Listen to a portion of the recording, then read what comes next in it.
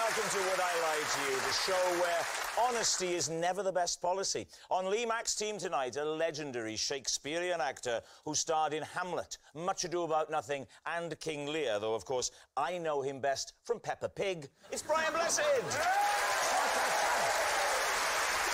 An actor whose first role was in the highly rated Grange Hill. I say highly rated, it only got a satisfactory from Ofsted. It's Kevin Bishop! And on David Mitchell's team tonight, young and good-looking, he's at least one of those things. It's the young Josh Widdicombe. And an historian and broadcaster who says she's into historical fashion. So is David, but not intentionally. It's Professor Kate Williams. So we begin with round one, Home Truths, where our panellists each read out a statement from the card in front of them. To make things harder, they've never seen the card before, they've no idea what they'll be faced with, and it's up to the opposing team to sort the fact from the fiction. Josh is first up tonight. Josh, would you reveal all? To keep fit every morning, I do just one press-up, one sit-up, and one star jump. Please, team. Well, it's clearly working. Do you know what? I'm going to take that on face value. Thank you very much. Why don't you do more? You can manage 2 of everything, surely. No, because it's in the bathroom every morning. Right. And I've never been very good at physical fitness. I don't enjoy it. But what happened was I thought I'll start by doing one of each, and then I'll build up. Slowly but surely. Do you press up on your fists or your hands? Well, my hands, because I'm not insane. On your hands? Can you do press-ups on your fists? Yes, I can. Yes. Yeah, I do about 50, 60, 70. There's no end to my time. Whoa, really? You mock what I do. That's right. But... Yes. He does 60 press-ups, I do 1. Who's in the better shape?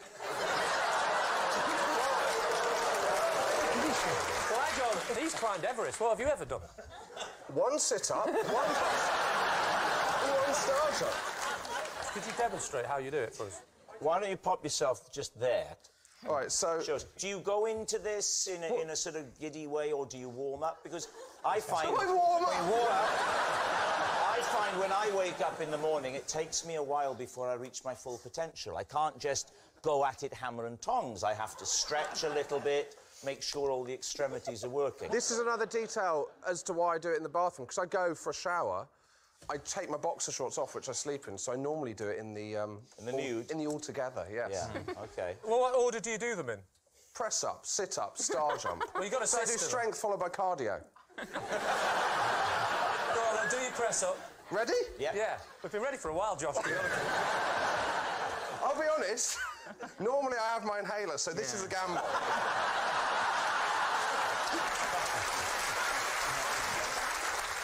Are you this reticent at home in the morning? No, but normally Lee Mack's not sat in the corner making jokes at me. I'm never there. I'm never there. I just want to make that absolutely clear. Can I ask you a question, Josh? Sorry. Do you live with anybody? Yeah, my girlfriend. Oh, OK. Not true. It's a lie. So walk in, close the door, walk across. So, whoa. You live with your girlfriend? Yeah.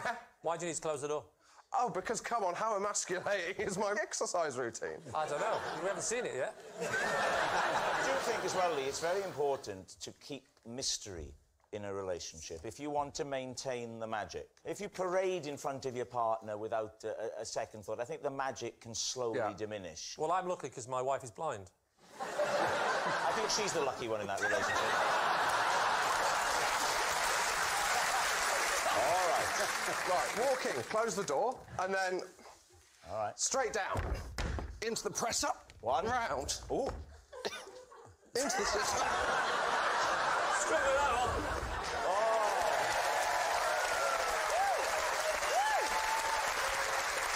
Do you remember, back in the day, those, in the Rocky movies, the training montages? Yeah. That's what's coming back for me when I watch that. Have you been doing this for long?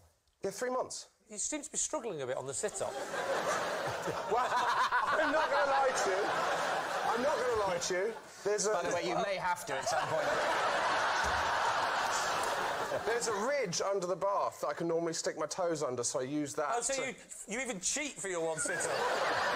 Brian, does it ring true? Yes, it does to a certain extent. I mean, because I sleep naked. As You what? As nature intended. And I've got lots of animals. I have a Jack Russell female that absolutely adores me, and she sleeps between my legs. And she wakes me up by scratching my privates. Yes. Just check, have I had a blackout and we're talking about something else? So Brian thinks it rings true. Kevin, what did you make of it? I think it's silly, But it's working. You've got to see that it's working. I think it might be true. Well, I have to go with my team and say true, then. Wow, OK, true. Josh, truth or is it a lie? It is a lie. Yes, it's a lie. Josh doesn't do one press-up, one sit-up and one star jump every morning. Brian, it's your turn. While searching for a mythical beast in the jungle, my boat was skippered by an orangutan. Sorry. Well, we've had this one before. Yes. I'll make it easy. It was a canoe. Right. He was paddling a canoe. I wasn't imagining one of those big cruise ships. Not a big ship. I went as the guest of the Viceroy of Malaysia, and we were there specifically to hunt for the orang pendek, upright Brian, man, can I just stop which is a kind of yeti. And we got into the canoe, and there's a canoe there, and this orangutan, they always love me because I look like a gorilla. I got in it, and it rode, and I made noises at it. I actually developed the noise for the King of the Gungans in Star Wars. I played Boss Nass, and when the Jedi wanted me to help them, they all kneeled in front of me. I stepped in front of them. And this, when I did that to the orangutan, you went... So let me clarify. You're in search of a mythical beast, and you arrive in Malaysia, and you come across a river, you get into a canoe, the canoe, at the oars of the canoe, is already an orangutan. That's right. He starts rowing. That's you right. give directions to the orangutan, using noises later to be employed in a major sci-fi franchise. Yeah. How far did the orangutan take you? Oh, about 10, 15, 20 miles. Oh. Very powerful. Very Did you upright feed body. him? And at the end of the journey, when we got off the bank, he gave me a wonderful, big, deep-throated kiss. I would like to pause the proceedings and have a word with my client. And We'd like to change your plea. And he liked... Insanity. He loved it when I belched. Let me ask this. The orangutan, was he paddling with an oar? Yes, he was right. Or was he paddling with his large hands? No, he was paddling like an Olympic rower. Oh, no, come on! So, David, what is your team thinking about Brian's story? Kate, do you think it's Well, true? I like the detail, but I'm concerned about the distance the orangutan succeeded in. Had it been just 5 metres, I could have believed it, but all that way? I think it would have the upper body strength, Yes. but would an orangutan see the point Yes. of throwing strangers 20 miles? Do you know the only thing I don't buy is that? Well, I once heard a podcast in which someone described a chimpanzee making a gin and tonic. Well, sorry, David, you have won me round. Yeah. So you're saying it's true? Yeah, it's true, You're saying it's yeah. true. Brian Blessed, was that the truth or was it a lie? True.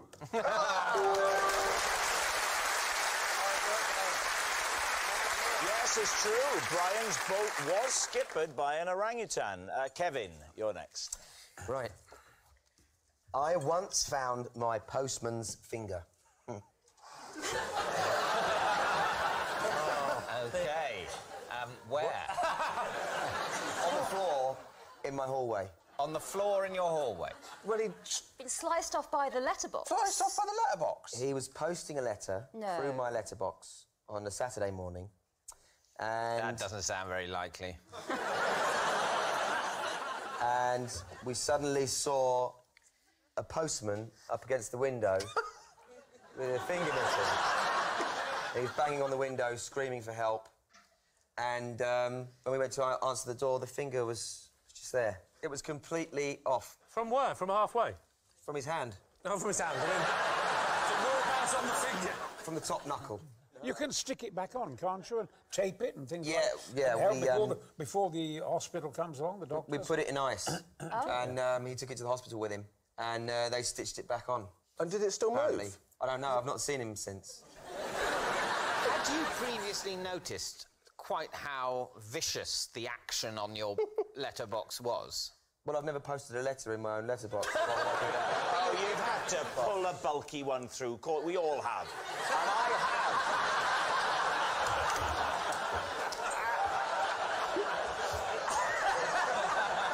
Well, what I bet happened is it came down on him and he recoiled in terror. Something that I'm sure Brian could act with great... Imagine, Brian, you put your finger in, you got it caught. How would you recoil? How would you go? Something like that. Yes, yes. That sort of thing, yeah. Was it harrowing? Like, I'd find that... Yeah. For him. It must have been quite harrowing for you. How old were you? Yeah. I was about 10. And who phoned 999 and said, Not the postman. I've got the postman's finger?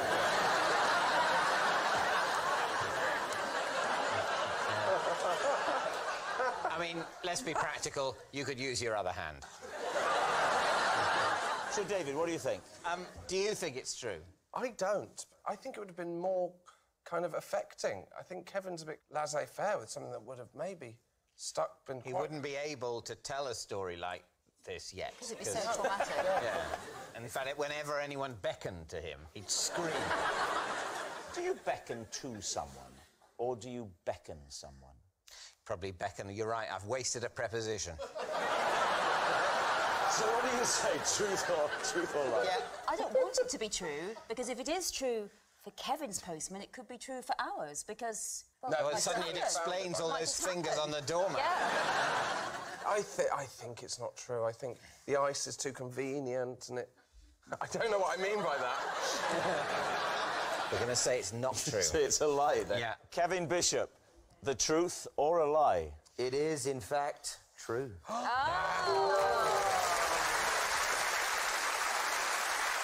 Our next round is called This Is My, where we bring on a mystery guest who has a close connection to one of our panellists. Now, this week, each of David's team will claim it's them that has the genuine connection to the guest, and it's up to Lee's team to spot who's telling the truth. So please welcome this week's special guests, Jenna, Thomas and Joanna.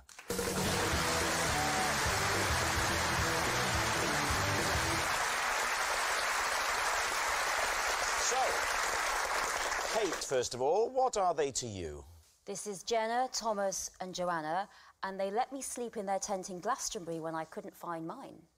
OK. Josh, how do you know them? This is Jenna, Thomas and Joanna, and together we made up my entire school year. Right. David, what is your connection? This is Jenna, Thomas and Joanna, and I nudged them into a canal when I lost control of my Boris bike.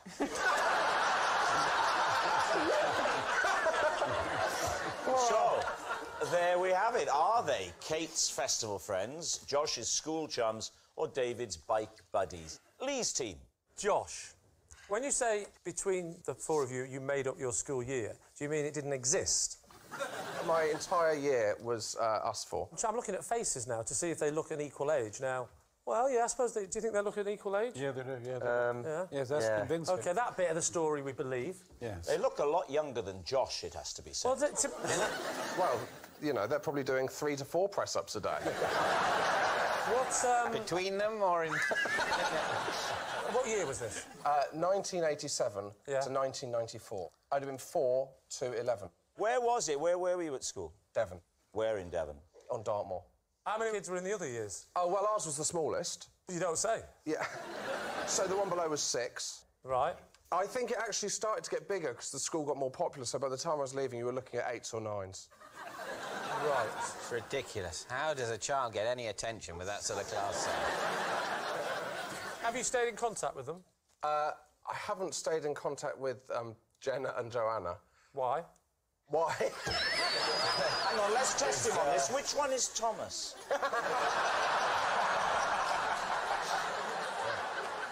Thomas is in the middle. And I've seen him a couple of times because his brother's married to my sister. Really? Yeah. And they talk about the Welsh, don't they? If this is the size of your year, what happened when you got to the nativity play or the summer concert? How The did summer concert? Or the garden party, or the... When you troop the colour, how did you do that? Well, it wasn't just a class of 4. We were taught 4 years together. Oh, so 4 4s, 12. 16. 16. 16. And that's the benefit of the smaller class size, isn't it? Is it still as small?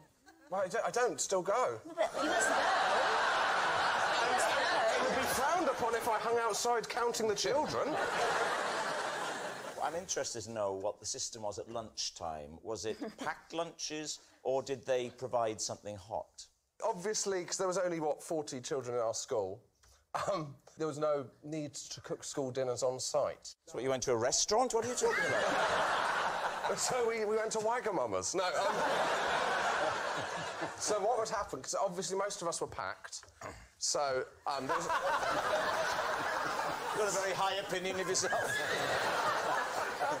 So what would happen would be, when you were answering the register, you wouldn't say here, instead you'd say packed or dinners. And then one of the children would tally up the amount of people that say dinners, and then they'd go and phone it through to the nearest school.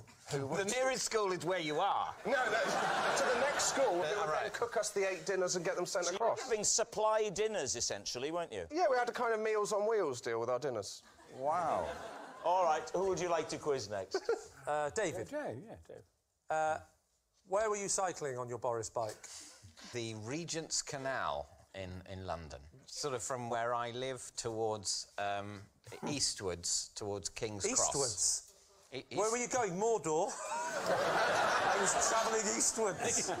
Eastwards, yes, easterly. In an easterly direction.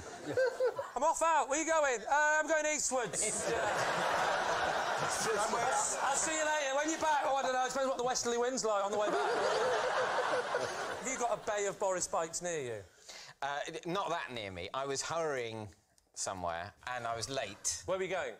To a meeting. Were you wearing a helmet? I was not. Right, so you were going to a meeting, you're in a rush. How do you manage to knock 3 people in? It's ridiculous, Was it like, were they isn't it? stood dressed as dominoes? No, they were sort of sitting on the edge of the canal. I was... Right, I'm not an experienced cyclist. I'd only got the Boris bike because I was running so late. Did you knock them in the river and you thought, let's swap numbers and keep in touch? That's exactly it. Yes. So just talk us through it in a bit more detail. Did you knock them off with your body? Did you knock them off with the bike? I'm cycling along the towpath. I'm late. You're late. My phone rings. It's the people at the meeting. And I'm afraid I answer my phone on the towpath. Without a helmet? Helmetless. David. You don't expect me to put a helmet on to answer my phone. And when they went in, what did you then do? Well, they were out again as soon as they were in. It Shallow. wasn't a very deep bit of the canal. The deeper water is further out. That's actually the title of my collection of poems. David? Yeah. If I was cycling at speed and I hit 3 people, I think I'd go over myself. I think the momentum would take me off my bike. Well, what can I tell you? Doesn't happen. What about Kate? Do you have any questions, Brian, for Kate? Yes. What did Kate say? She couldn't find a tent at Glastonbury, so these 3 reprobates, let's call them, offered for her to sleep in their tent. They're my knights in shining armour. They rescued me. Do you know that I've just done the voiceover for all the loos at Glastonbury? Oh. For the loos? What do you say? What is the voiceover? Are you enjoying your loo? Some people don't have any loo at all. And all over the world, they don't have a loo. And you're privileged to have a loo. I've just done a whole government thing for it. I thought possibly you might have sat on one of these loos. No, but I'm envisioning the thought of going into a loo and suddenly you popping into my ear. Can I just, at this point, Kevin, I know for a fact, can do a very, very good Brian Blessed impersonation. I know I wouldn't absolutely.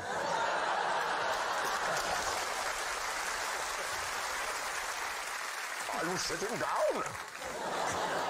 Are you sitting comfortably? Oh, great, now I've got it in stereo.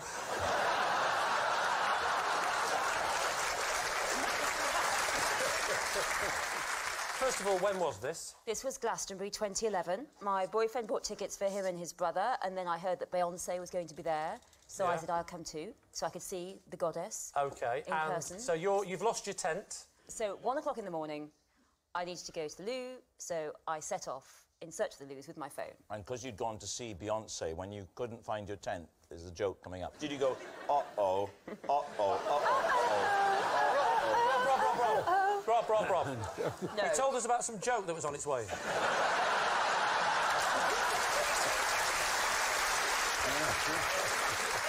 So you come back and you can't find your tent. Well, I had a bit of a loo mission because the first set of loos were not clean, and so I had to try and find some more. So I went. Someone said there's some more over there, and there were people, sort of, you know, making new friends there. So I didn't want to stay there. This poor woman who was taking pity on me said, there's some other over there. So I went to the other ones. And This is like a quest. Yes. First set of loos too dirty. Second set of loos too sexually compromised. Set This of is loos the number voiceover 3. you want in the toilet, ladies and gentlemen.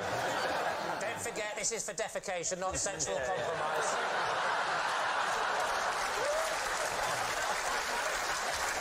Yes, I have the precise timbre to reverse arousal. So you're crawling through the grass at Glastonbury. Found the third set. That was all fine. And then I thought, OK, I'm going to walk back now. But just couldn't find my way. How did they come about? Well, I was wandering around, and then I just thought, I'm going to have to throw myself on someone's mercy. So I thought you said tent then. I thought that's no way of doing it. Surely just knock on the flap first. That's the voice you need in the toilet. I just saw these 3 friendly people, and I thought maybe I'll just approach them because I was getting desperate. So I said, look, I'm completely lost. And they said, we'll help you. We'll help you find these first set of loos. Because if I found the first set, then I can find my tent. I see. So they said, look, we could be going all night. This is really useless. Let's just go and sleep in our tent. What's the setup with Thomas, Jenna and Joanna? Well, this is a good point, Bob, because I did have that question. That's a good point. Unlike the postman. Good point. I know. I got it. I was wondering when the joke was coming. Well, that's the problem with postal jokes. It's always the next day when you get it.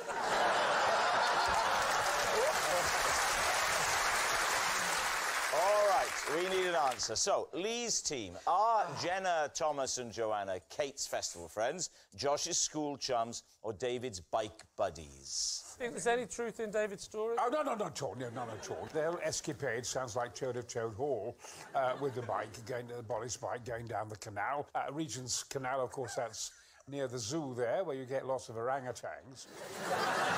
At the very least, it's unlikely. Oh, it's definitely unlikely. I mean, it's worthy of anecdote. I mean, no one's going to come and say, these are, 3 people I said hello to in the post office. There's got to be an unlikeliness to it, or it's not worth televising. This is potentially worth televising.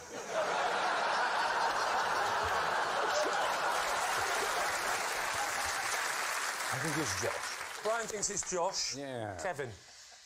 I also think it's Josh. Is it the ages? Because they do look very similar age. I have to say, Tom in the middle of the 3 looks like he's had a slightly harder life. I'm going to go with Josh. I'm going to say it's Josh. OK.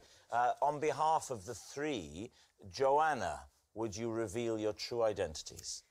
We are Joanna, Thomas and Jenna, and together we make up the entire year of Josh's school. And here's the proof. We've got the school photo. Have a look. Thank you very much, Jenna, Thomas and Joanna. Which brings us to our final round, quickfire lies, and we start with... It's Lee. Because it irritates me so much, I'm always correcting people when they wrongly call fog mist and mist fog. David.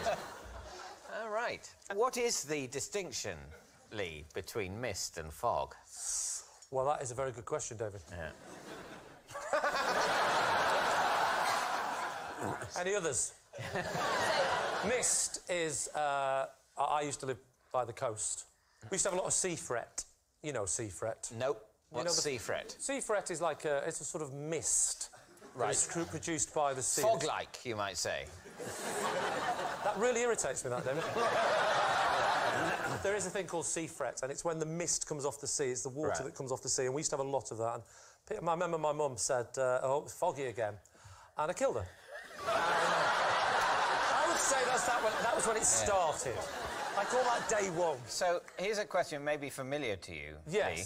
What is the difference between mist and fog?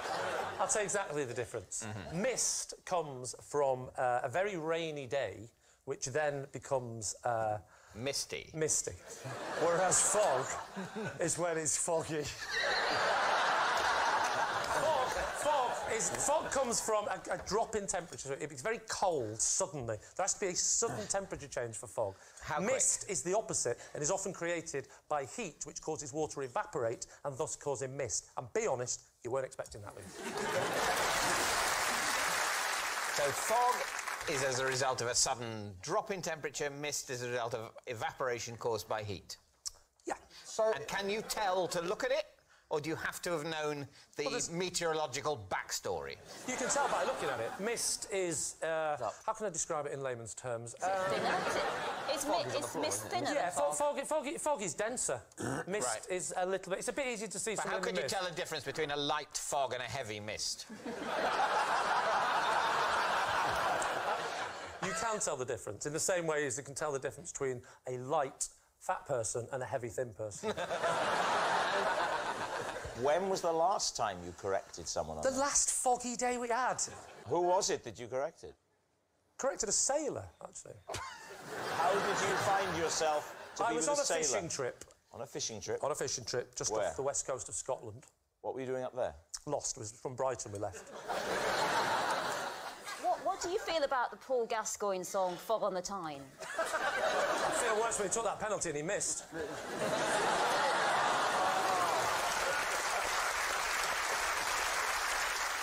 Why do you find people making this mistake between two phenomena that do look pretty similar? Why do you find it similar? Yes, of course they look similar. No, they don't. Well, they look similar. It's like the air is difficult to look through. What is it about the distinction between mist and fog that makes it a particular bugbear of yours? I think it's because of when I lost my Uncle Pete at sea. So